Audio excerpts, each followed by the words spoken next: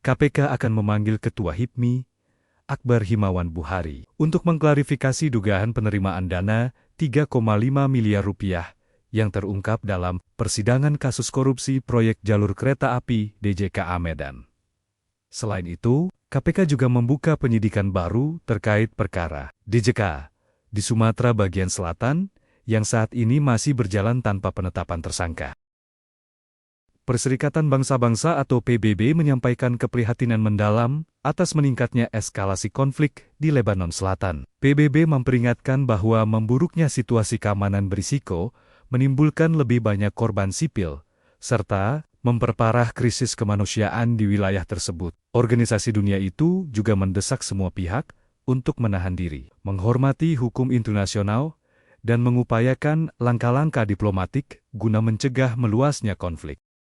Iran mengecam serangan terhadap sebuah sekolah putri di wilayah LPR dan menyebutnya sebagai kejahatan perang. Teheran menegaskan bahwa fasilitas pendidikan sipil tidak boleh menjadi target serangan dalam konflik bersenjata. Iran juga mendesak dilakukannya penyelidikan independen guna mengungkap pihak yang bertanggung jawab atas insiden tersebut.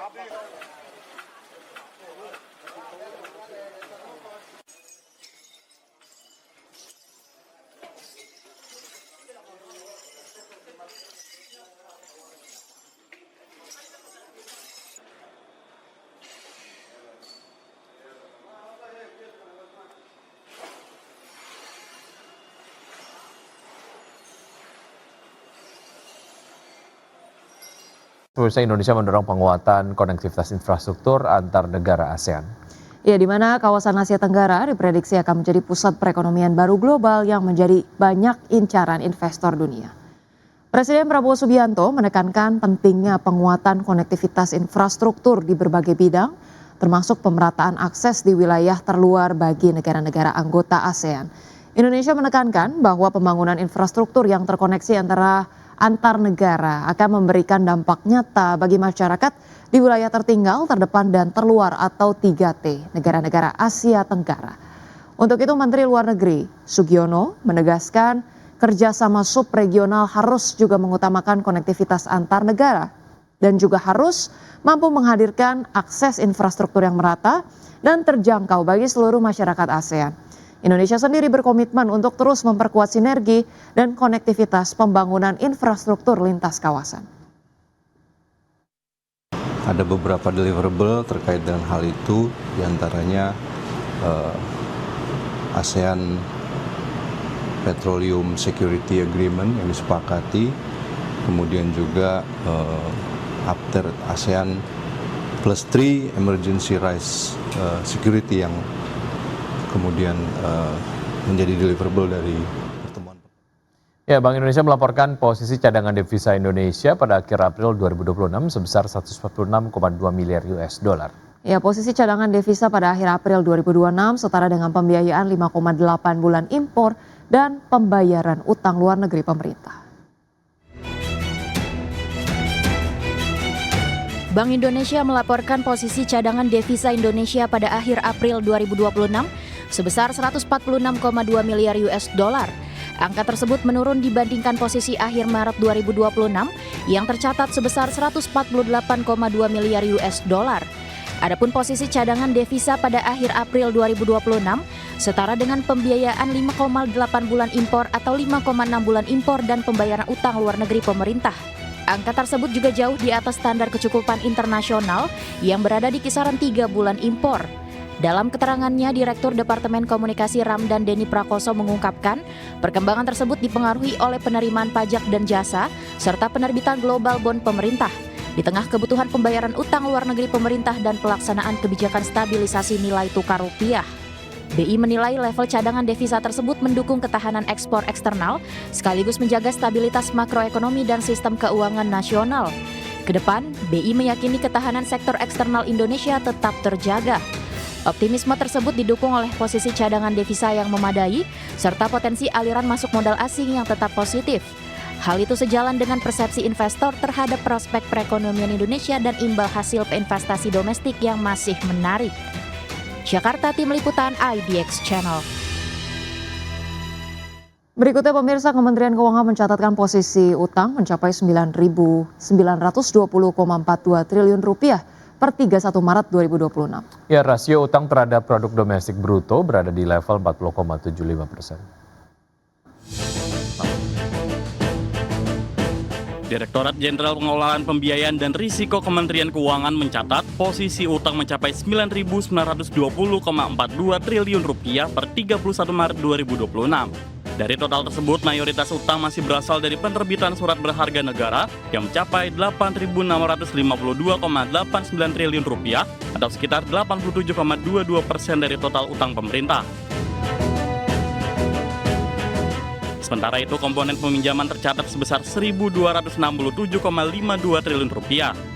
Data tersebut menunjukkan struktur pembiayaan pemerintah masih bertumpu pada instrumen pasar keuangan domestik melalui penerbitan obligasi negara. Berdasarkan data yang resmi DJPPR, Kementerian Keuangan, rasio utang terhadap produk domestik bruto berada di level 40,75%.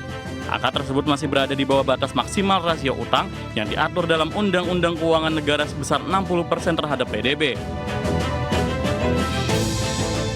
Pemerintah menyatakan pengelolaan utang dilakukan secara cermat dan terukur untuk mencapai portofolio utang yang optimal sekaligus mendukung pengembangan pasar keuangan domestik. Jakarta, Tim Liputan IDX Channel. Pacific Universal Investments mengungkapkan pengambil alihan PT Mitra Adiperkasa Tbk bertujuan untuk memperkuat pengembangan bisnis grup MAP di Indonesia dan kawasan Asia Tenggara.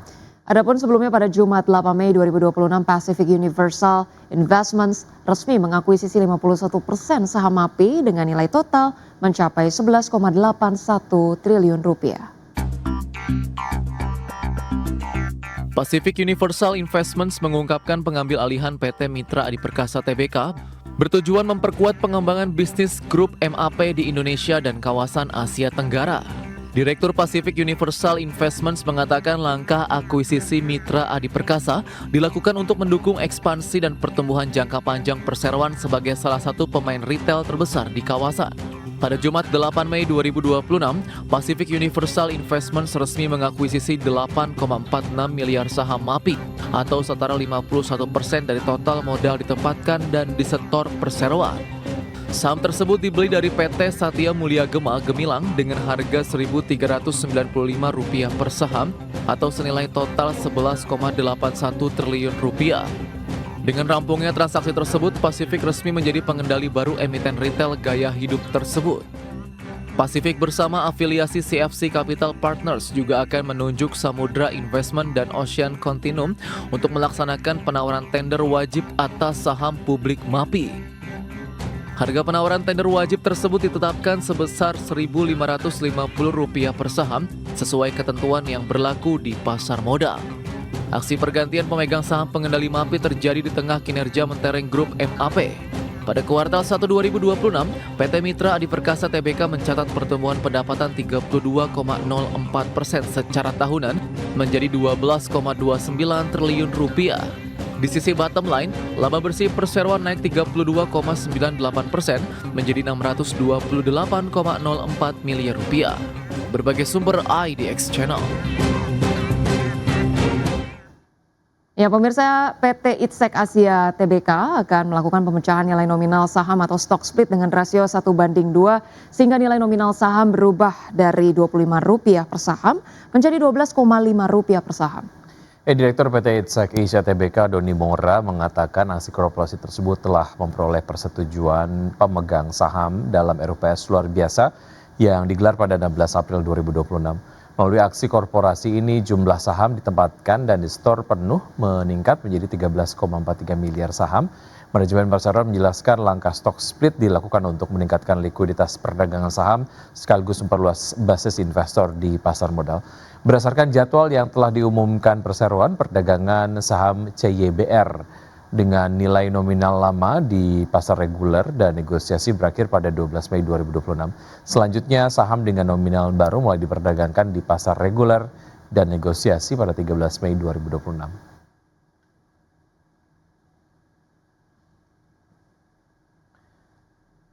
PT Panca Budi Idaman Tbk memutuskan membagikan dividen tunai sebesar Rp397,5 miliar dari laba bersih tahun buku 2025. Ya, meski kinerja laba dan penjualan mengalami penurunan, perseroan tetap optimistis menatap tahun 2026 dengan target pertumbuhan pendapatan dan profitabilitas yang lebih baik. PT Panca Budi Idaman Tbk atau PBID menyetujui pembagian dividen tunai sebesar Rp397,5 miliar atau setara Rp53 per saham dari laba bersih tahun buku 2025. Keputusan ini disahkan dalam rapat umum pemegang saham tahunan atau RUPST. Dari total laba bersih sebesar Rp400,58 miliar, sebesar Rp3 miliar dialokasikan sebagai cadangan, sedangkan sisanya dibukukan sebagai laba ditahan. Sepanjang tahun 2025, PBID mencatatkan penurunan laba bersih sebesar 17,4% secara tahunan menjadi Rp400,58 miliar. Sementara penjualan turun tipis menjadi Rp5,19 triliun. Penjualan masih ditopang oleh segmen kemasan plastik senilai Rp3,44 triliun, disusul penjualan biji plastik dan segmen lainnya. Pasar domestik tetap menjadi penopang utama pendapatan perseroan. Direktur Utama PBID Vicky Taslim menyebut penurunan kinerja dipengaruhi tren penurunan harga biji plastik sepanjang tahun 2025. Meski demikian, perseroan tetap optimistis terhadap prospek bisnis tahun ini. PBID menargetkan pertumbuhan pendapatan usaha sebesar 10% pada 2026 dengan target net profit margin di kisaran 8 hingga 10% serta debt to equity ratio atau DER sebesar 15 hingga 20%. Berbagai sumber IDX Channel.